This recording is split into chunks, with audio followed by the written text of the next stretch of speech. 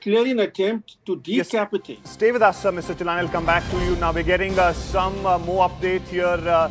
We're getting to learn from the reports that United States strikes against Iran are being carried out by air and sea. A US official told Reuters on this. So this is also a breaking update that we are getting and in fact, US President Donald Trump confirmed the attack on Iran, and in fact, this is something which is coming out right now, that the attacks were carried out by air and sea. This is what the US official is confirming to Reuters on this attack in Iran. So from both sides, air and sea, that's what the United States is planning. Let me quickly go back to Brahm Chilani here. Mr. Chilani, this is the breaking update that we are getting, which is being confirmed by US officials to Reuters, that the attacks being carried out by air and sea. I think the most significant element is something that you're not highlighting, which is that it was an attempted decapitation strike on Iran. The attempt was to kill the Ayatollah Khomeini as well as the president of Iran. So it was an attempt to decapitate Iran's leadership, which is why certain targets were chosen. And whether that attempt has been successful or not, we will know, because Iran was obviously prepared or preparing for such strikes by the US and by Israel. Nobody expected Israel to join hands with the US from the outset. The expectation was that Israel would come in once Iran would retaliate. But here, to the surprise of everyone, to all the analysts who were looking at the possible war scenarios, Israel joined hands with the US from the word go. And the fact that these strikes have happened right after Modi's visit, just after Modi has returned home, is also very significant. Yes, stay with us, Mr. Chilani. Let me go back to Ambassador Dayal here. Ambassador Dayal, what are those focal points on which Iran was not agreeing and United States was stressing? Because we have seen the most recent talk that happened on 26th that has failed, and that's the reason probably we are seeing these strikes that are taking place right now. You know, Mr. Brahm Chilani very correctly pointed out that the Omani foreign minister had given hopes by saying that peace is within reach and that Iran has agreed to no nuclear material stockpile. However, the message which came from Trump was very different. Trump said he was not thrilled with the manner in which the talks had gone, and he said that this is not a good sign at all. And he said, well, he has not taken a decision whether to attack the country, but that was only a facade. He was planning very, very closely with Israel to go ahead with these attacks. And overseas, and could soon reach the American homeland. Just imagine how emboldened this regime would be if they ever had and actually were armed with nuclear weapons as a means to deliver their message. For these reasons, the United States military is undertaking a massive and ongoing operation to prevent this very wicked, radical dictatorship from threatening America and our core national security interests. We are going to destroy their missiles and raise their missile industry to the ground. It will be totally, again, obliterated.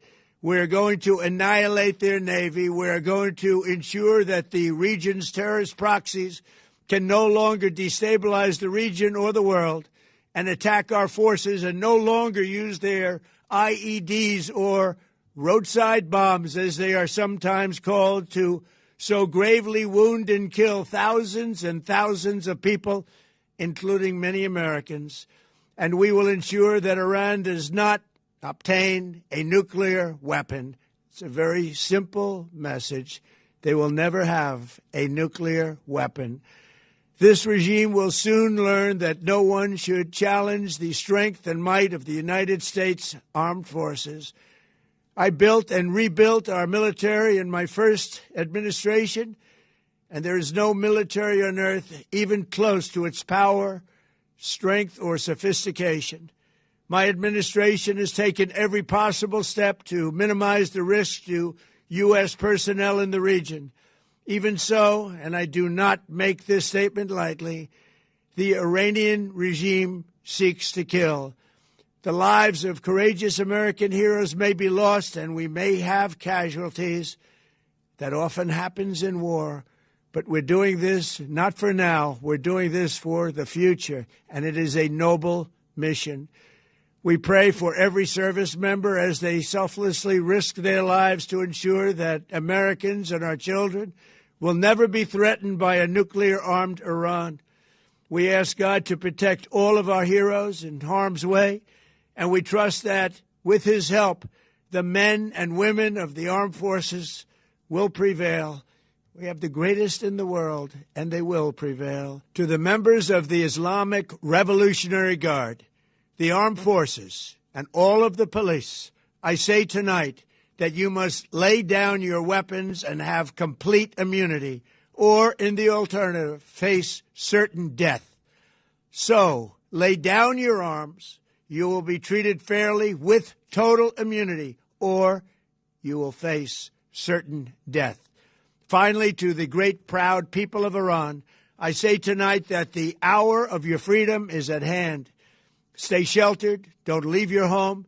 It's very dangerous outside. Bombs will be dropping everywhere. When we are finished, take over your government. It will be yours to take. This will be probably your only chance for generations. For many years, you have asked for America's help, but you never got it. No president was willing to do what I am willing to do tonight. Now you have a president who is giving you what you want. So let's see how you respond. America is backing you with overwhelming strength and devastating force. Now is the time to seize control of your destiny and to unleash the prosperous and glorious future that is close within your reach. This is the moment for action. Do not let it pass. May God bless the brave men and women of America's armed forces. May God bless the United States of America. May God bless you all. Thank you. All right, there you heard United States President Donald Trump confirming there that United States forces have conducted this operation in Iran. Let's quickly go to Sanjay Suri here, who is in Israel right now. Sanjay, United States President Donald Trump confirming this, that United States forces have conducted this attack, and he also reiterated what he's been saying and now put the ball in the courts of Iran, saying that lay down your arms and you will be treated fairly. Well, this is very clear message, a bold message that this is going to be a war to the finish. The U.S. will not stop this operation together with Israel until there is regime change. So regime change certainly is the ultimate. The decapitation of the regime is the immediate aim. It is also the ultimate aim, and there will be no cessation of these hostilities short of that. That is the position of the U.S. and it is the position of Israel. The question now is that what Iran has that it can hit back with. Iran does have a very extensive and sophisticated enough missile arsenal, and whether these strikes have neutralized that to a considerable extent and whether Iran is left with enough to hit back with, that is the immediate tactical military question. This seems to be an attack at two levels. First, to hit at the regime, Khamenei, the IRGC, and to hit them hard. The idea is that if the leadership were to disappear or vanish or become so weak that it ceases to carry any conviction or any force at all, then the operative fallout and the extension of that could well be that a lot within the IRGC choose not to fight, and Trump has given them both an invitation, a temptation, and a warning that they must surrender. So that if there were to be surrender in the face of this assault and the threat of more, then the missile arsenal of Iran could be politically neutralized to an extent. To the extent it is not. There are thousands of missiles in place, scattered around the country, and the military force and the military leaders of Iran will certainly need to use them. Now is the time to do it, and they will certainly want to hit back, whether they have the means to, or if there is a vacuum at the top, whether then they will have the wish to. This is now the question. Just stay with us, Sanjay. We also have CNN News 18's Anand Narasimhan here. Anand will be, of course, taking it forward from